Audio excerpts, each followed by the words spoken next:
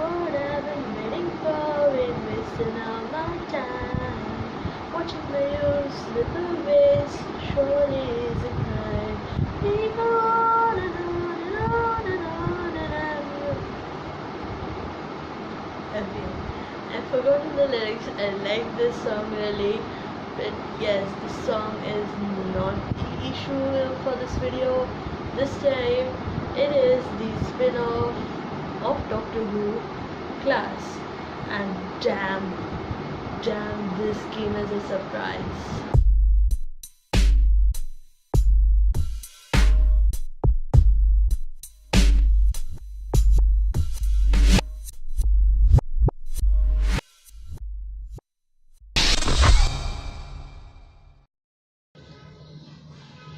Well, who doesn't like Doctor Who really? It's the ultimate sci-fi show there is.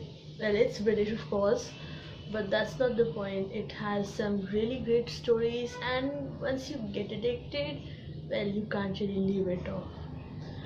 It Doctor Who is also one of the most well, it's one of the longest running sci-fi shows, and that is a fact. I think it's listed in Guinness World Record as well.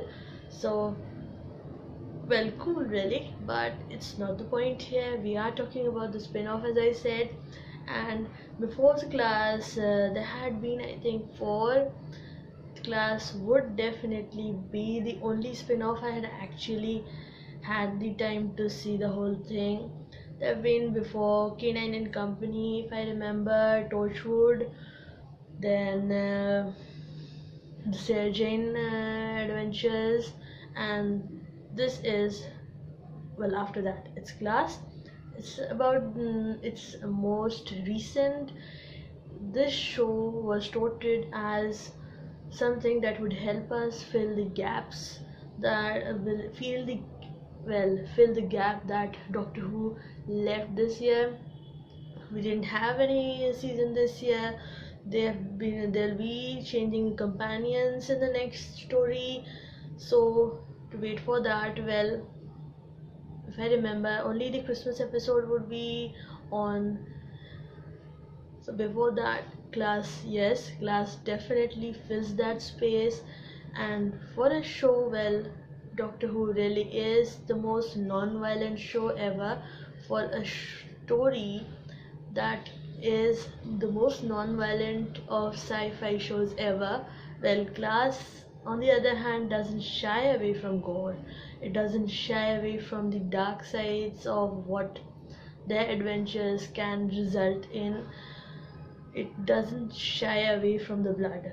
Seriously, can you even think of 1 second, one instance where you actually got to see any blood or gore in any of the Doctor Who stories or any of the previous spin offs? Well, I don't remember. Of course, I haven't seen all of them. I'm pretty caught up with the new series that began with the Ninth Doctor, Christopher Eccleston, to Madam David Tennant, Matt Smith, and now Peter Capaldi. Of course, I have also been watching the classic Who series. I'm pretty caught up till the Fifth Doctor. I still need to see after that. Well, it's a long process, but I definitely enjoy watching the old ones too. And if you are also, well, I suggest you do, because it's amazing. It's amazing, and you really should watch it. Well, written this time, the stories are written by Patrick Ness. I haven't really read his books yet. I don't want to read his books, but this was definitely a good change of pace from the usual Doctor Who series we are used to, or like, well, Torchwood was much more adult. I haven't really seen the whole Torchwood series yet, but Class definitely makes its mark. It's back to basics, it's back to Coal Hill, if you are a Whovian or you know the history of Doctor Who, you'll know the first Doctor. Well, the first episodes began with Coal Hill, where the first Doctor, played by William Hartnell, and his granddaughter were first seen. Well, his granddaughter was a student at Coal Hill School, and this is where we return to in class. Well, of course, as Synopsis would suggest, that the Doctor can't be everywhere, and he seriously can't always come back to Coal Hill to protect the school from whatever alien dangers that it faces. So in the first encounter, in the first episode, we see these sixth formers, that would be say. These are the sixth formers. They are the cast. They are pretty new. Well, new for me. I don't really follow British shows that much. The select few are, of course, an exception to my rule, but that's not necessary here. These characters come together in, face off against their first encounter with space aliens. There's Charlie, who turns out to be an alien prince, and there's April, who, resulting skirmish with the aliens, turns out she's sharing the alien king, the Shadow King. She's sharing hearts with the king of the Shadow King, and those guys are creepy, really. Those guys are real creepy. They wreak havoc throughout the season. It's only 8 episodes long, but every episode proved its mettle. It's really amazing. Well, then there's Ram. He is the jock.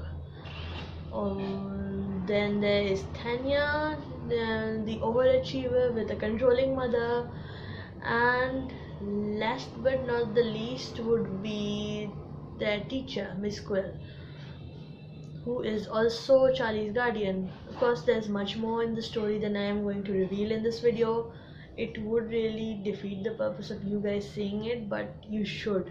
You should, because it's much more, it is centered around young adults, but it is much more adult oriented series. As I said, it doesn't shy away from the dark sides of these adventures. It doesn't shy away from the blood and the gore, even the R-rated stuff, and really it does it beautifully. You just have to see it to know, and you're pretty invested in all these characters. It also shows them dealing with their issues and how that makes them stronger as we go one episode after the next.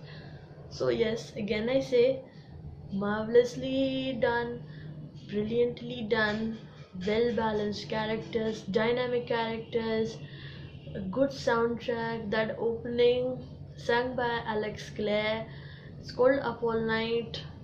It's really amazing, it's really different, and what should I say, you're up for surprises. Don't miss out on it. If you are a Doctor Who fan, you really should watch it. If you are aware of how the spin-offs are usually laid out for Doctor Who, the Doctor always makes an appearance.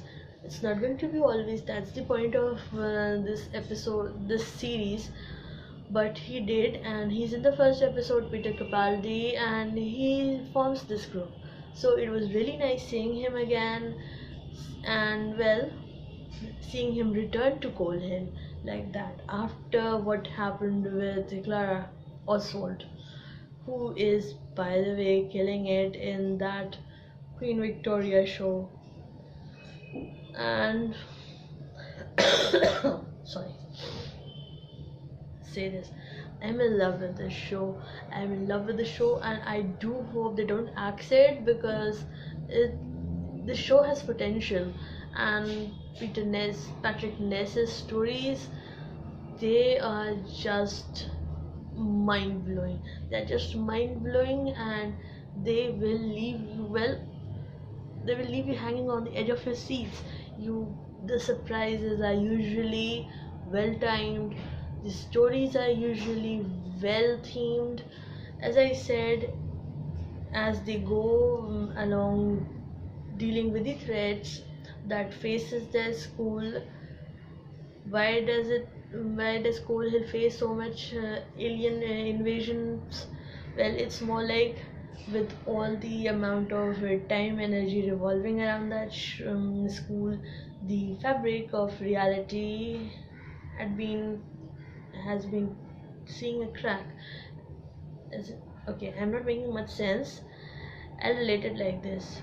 See, during Karen Gillian's time on Doctor Who with Matt Smith, I'm sure you guys remember there were cracks in the fabric of time and space that she found, or we found around all the series.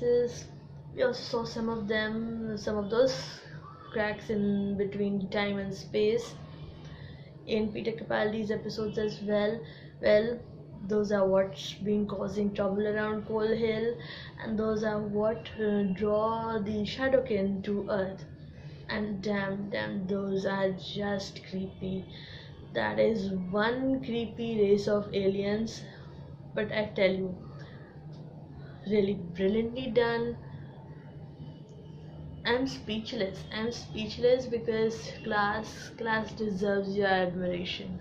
Of course, the cast is new, even the alien enemies are new, but we do see a returning fan favorite villain. I won't tease who they are, but I'll tell you this: Doctor Who taught us to be afraid of some of the most minimal of things. It taught us to be afraid of the Wi-Fi, of statues, of angel statues, and what was it?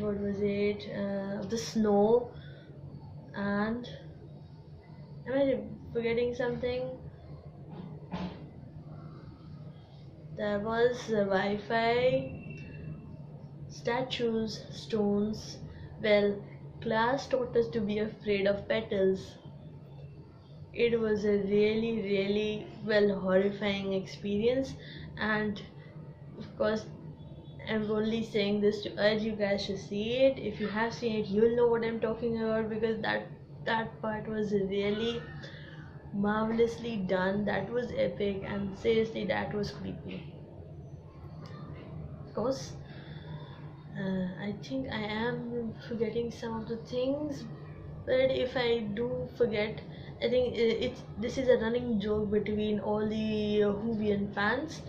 So if you are one of them, if you remember something I've forgotten, do comment down below. But most of all, guys, go see Class. I'll rate it a 5. This deserves a 5 out of 5. I would have rated it more if I had made up that rule. If I hadn't made up that rule, I would have rated it more like 6 out of 5, or maybe 7 out of 5. I would have done that, but I can't. I've made it a rule to rate out of 5, and I'll rate it 5 out of 5. You should see it. It's definitely warrants you to experience this show just like I did, and how it wowed me, and I guarantee it, you will be wowed too. And before you go, do comment, like, subscribe, wait for my next videos, which will be my review of, I think, Jack Reacher Part 2. I didn't really like that movie, but oh well, we'll deal with that in the next video. So till then, do comment and do go see Class. You should see Class. It is amazing. You're missing out on a lot if you don't. You're missing out on a lot. So do go see it.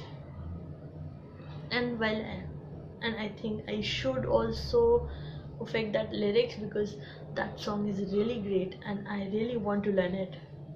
It's not all that difficult really, I just am forgetting what that word was. But yes, Class is amazing. Go see it.